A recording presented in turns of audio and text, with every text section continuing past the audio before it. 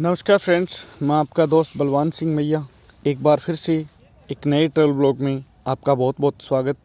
और साथ में मेरी यूट्यूब फैमिली को, फेसबुक के दोस्तों को, सबको होली की हार्दिक शुभकामनाएं। और फ्रेंड्स, आज हम बात करेंगे कि अगर हम यूके की प्रोसेस दुबई से करें तो क्या वो पॉसिबल है या नहीं है, या कैसे कैसे, या क्या क्या डॉक्यूमेंट्स, किस तरीके के डॉक्यूमेंट्स लगेंगे और किस तरह से फ़ाइल को प्रेजेंट करना है।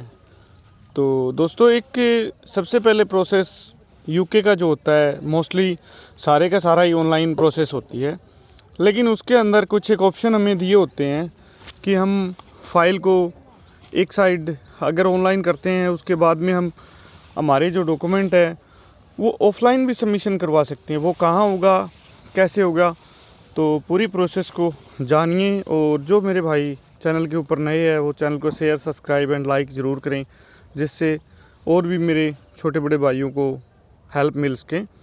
तो सबसे पहले प्रोसेस होता है यूके का कि एक इमिग्रेशन फॉर्म होता है जो कि हम सबसे पहले रिक्वायर्ड होता है, वो फॉर्म फिल करते हैं। उस फॉर्म को कोई ख़ास बड़ी बात नहीं होती, उस फॉर्म में कोई भी फिल कर सकता है, लेकिन कुछ एक इम्पोर्टेंट कॉलम उस फॉर्म के अंदर होते हैं कि जो बड़ी तरीके से भरने होते हैं। जैसे कि आज हम बात करें कि नाम, एड्रेस, सब कुछ तो हर कोई भर सकता है, लेकिन उस फाइल के अंदर प्रेजेंट करने के लिए जैसे कि फ़ंड है कैसे शो करना है, एक्सपेंस है कैसे शो करना है, जो फ़्लाइट टिकट है कैसे डमी लगानी है या जेन्युइन लगानी है, तो ये काफ़ी बातें होती है दोस्तों।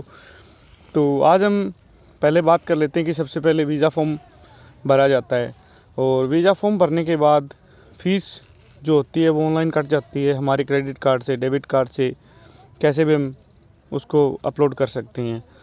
लेकिन हर एक कंट्री से यूके की फ़ीस डिफरेंट टाइप में जाती है। इंडिया से कुछ समथिंग 13,000 जाती है, उसी के रिगार्डिंग अलग अलग कंट्री से अलग अलग तरह की फ़ीस जाती है।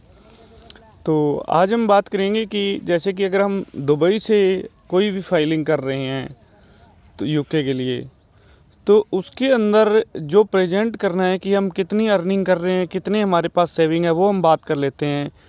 कि अभी एक रिसेंट मेरे फ्रेंड का वीज़ा आया, तो उसके अंदर हमने प्री अप्रूवल के लिए डाल दिया, अभी दोबारा से हमें अपील डाल दी उसके अंदर, तो वो वीज़ा आ चुका था। लेकिन उसके अंदर पहले उन्होंने रीज़न दिया था वो थोड़ा सा सही नहीं था। तो उसके अंदर उन्होंने उस फ्रेंड्स की लगभग दुबई के अंदर 1 लाख रुपए सैलरी है, और लगभग उसने 50,000 रुपये एक्सपेंस दिखा दिया, और सेविंग में उसने मतलब 4 लाख के करीब दिखा दिया, और जो यूके ट्रिप का खर्च था वो भी उसने 3 लाख के करीब दिखा दिया। तो ये ऑफिसर को तो क्या, हमें भी यूँ लगता है कि यार बंदा 50,000 रुपये महीना भर के कमा रहा है, तो वो 2-3-4-5 महीने की सेविंग है, तो कैसे वो ऑब्जर्व कर पाएगा। क्यों, मतलब कि अगर 6 महीने की कमाई बंदा यूके के 1 महीने के ट्रिप में लगा रहा है, तो थोड़ी सी बात पॉसिबल नहीं होती।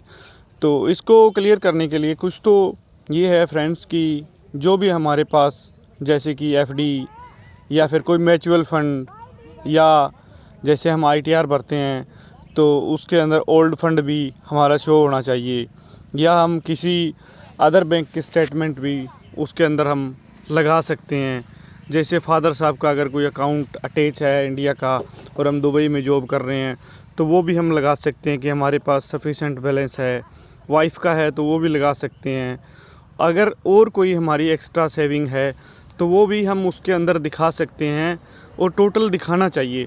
क्योंकि उस फ्रेंड्स ने क्या किया कि सिर्फ़ और सिर्फ अपना ही दिखा दिया उसके अंदर, तो उसके बाद उनको क्लियर करने के लिए मेल वगैरह भेजी गई, प्रिपेयर किया गया, तो वीज़ा रिजेक्शन के चांस न होने की वजह से उसका वीज़ा आ गया। तो दूसरी बात अगर हम फ्रेंड्स करें आपके साथ कि जैसे यूके वीज़ा में 2 तरीके होते हैं। जैसे दुबई से अगर हम वीज़ा करते हैं तो उसमें कोई डिफरेंस नहीं है, उसमें सिर्फ़ और सिर्फ वीएफएस या फिर एम्बेसी का टाइम जोन या जो कंट्री है वो ही सिर्फ सेलेक्ट करना पड़ता है कि हम कौन सी जगह हमारा बायो करवा रहे हैं, दुबई से करवा रहे हैं तो दुबई से, या इंडिया से करवा रहे हैं, या अनदर कनाडा से करवा रहे हैं, या ऑस्ट्रेलिया से करवा रहे हैं, कहीं से भी कुछ भी करवा सकते हैं। तो उसके अंदर कोई ख़ास बड़ी बात नहीं है, वो सिर्फ़ और सिर्फ हमें नाम ही मेंशन करना होता है भी कौन सी कंट्री से हम अपना वीज़ा फाइलिंग कर रहे हैं। और दोनों ऑप्शन होते हैं उसके अंदर। जब हम वीज़ा फॉर्म भरते हैं तो उसके लास्ट में जाके हम देखते हैं, तो अगर हमें डॉक्यूमेंट्स खुद से अपलोड करने हैं तो वो भी कर सकते हैं, ऑप्शन होता है उसके अंदर। और दूसरा, अगर हम डॉक्यूमेंट्स साथ में कैरी करके VFS भी जा सकते हैं, वहाँ भी वो अच्छे तरीके से अपलोड करते हैं। लेकिन थोड़ी सी काफ़ी कन्फ्यूजन है मेरे फ्रेंड्स के माइंड में कि UK की अगर हम बायो देने जाते हैं तो पासपोर्ट वो सबमिट कर लेते हैं, तो उसका क्या है। तो उसका भी एक ऑप्शन होता है कि INR के अंदर करीब 4000 रुपये एक्स्ट्रा लगते हैं। हम अगर अपना पासपोर्ट बायोमेट्रिक्स के बाद ले सकते हैं, और जब हमारे पास कनाडा की तरह कनाडा की रिक्वेस्ट आती है PPR रिक्वेस्ट, तो उसी रिगार्डिंग उनकी मेल आएगी, तो हम पासपोर्ट दोबारा भी VFS या एम्बेसी के अंदर सबमिट करवा के हम स्टिकर ले सकते हैं। वो भी एक ऑप्शन होता है, उसमें कोई मेजर प्रॉब्लम वाली बात नहीं है। तो दोस्तों बी केयरफुल रहें। UK थोड़ा सा आज के टाइम में स्ट्रिक्ट है और वीज़े भी निकल रहे हैं, ऐसी बात नहीं है, लेकिन अच्छे तरीके से आप अपनी फाइलिंग करें।